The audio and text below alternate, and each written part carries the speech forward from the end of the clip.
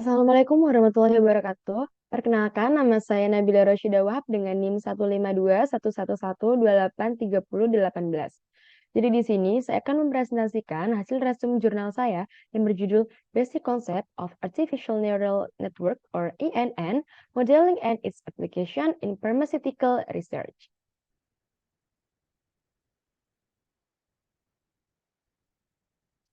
Yang pertama yaitu abstrak. Jadi, jaringan saraf tiruan atau Artificial Neural Networks atau INNS itu merupakan program komputer yang terinspirasi dari cara otak manusia memproses informasi. Nah, ANS sendiri itu memperoleh pengetahuannya dengan mendeteksi pola dan hubungan dalam data, serta belajar melalui pengalaman. Nah, sebuah ANN sendiri itu terdiri dari ratusan unit tunggal, yaitu neuron buatan atau unsur pemrosesan, atau yang biasa kita kenal dengan processing elements or PA, yang terhubung dengan koefisien atau bobot yang membentuk struktur neural dan diorganisasi dalam lapisan-lapisan.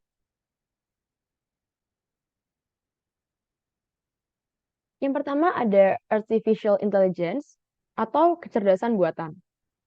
Artificial intelligence atau AI merupakan kecerdasan buatan yang telah menjadi bidang ilmu komputer yang berfokus pada pengalaman dan pengembangan perangkat lunak yang mampu melakukan perhitungan cerdas dan kompleks, mirip dengan yang rutin dilakukan oleh otak manusia sendiri.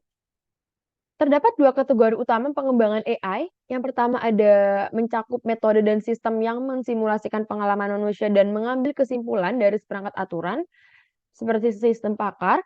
Lalu untuk kategori yang kedua, melibatkan sistem yang memodelkan cara kerja otak manusia itu sendiri. Nah, untuk contohnya, ada jaringan saraf tiruan atau yang biasa kita kenal dengan Artificial Neural Networks atau INNS. Lalu yang kedua, ada Artificial Neural Networks. Artificial Neural Networks atau INNS atau yang biasa kita kenal dengan jaringan saraf tiruan merupakan model komputasi yang terinspirasi dari biologi. Nah, INNS sendiri terbentuk dari ratusan unit tunggal, yaitu neuron buatan, yang terhubung dengan koefisien atau bobot yang membentuk struktur neural. Ada banyak jenis jaringan saraf yang telah dirancang hingga saat ini, dan jenis baru terus diciptakan setiap minggunya. Namun, semua dapat dijelaskan dengan fungsi transfer neuron mereka, atau aturan pembelajaran dan rumus koneksi. Yang pertama ada neuron. Neuron buatan adalah komponen dasar dari INN itu sendiri yang dirancang untuk mensimulasikan fungsi neuron biologis. Lalu yang kedua ada rumus koneksi. Jadi rumus koneksi ini bagaimana neuron tersebut dapat terhubung satu sama lain sehingga memiliki dampak yang signifikan pada operasi jaringan saraf tiruan tersebut. Lalu yang ketiga ada aturan pembelajaran. Nah, sebenarnya ada banyak aturan pembelajaran yang berbeda. Namun, yang paling sering digunakan adalah aturan delta atau aturan backpropagation. Gitu. Lalu yang ketiga ada INN, Models and Learning Algorithm.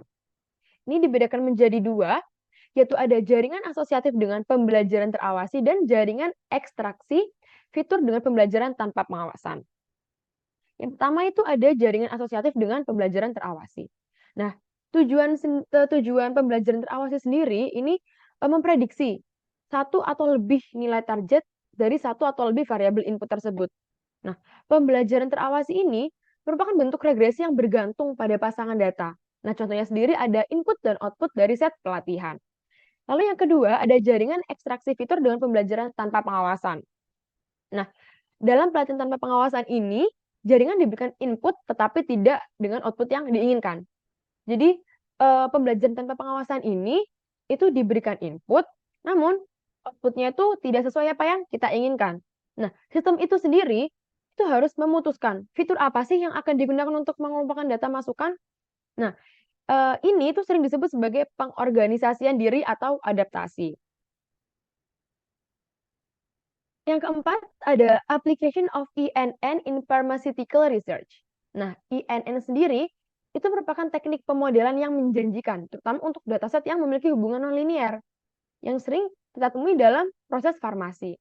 Nah, berbagai aplikasi dari metodologi INN ini dapat dirangkum menjadi klasifikasi atau pengenalan pola, prediksi, dan pemodelan. ini sendiri terdapat 8, yaitu ada pengenalan pola dan pemodelan data analitis, yang kedua ada pemodelan permukaan respons, yang ketiga ada hubungan struktur retensi, yang keempat ada pengembangan produk farmasi, yang kelima ada hubungan struktur properti kuantitatif atau XSPR, QSPR, dan pemodelan molekuler. Yang keenam, ada prediksi struktur dan fungsi protein.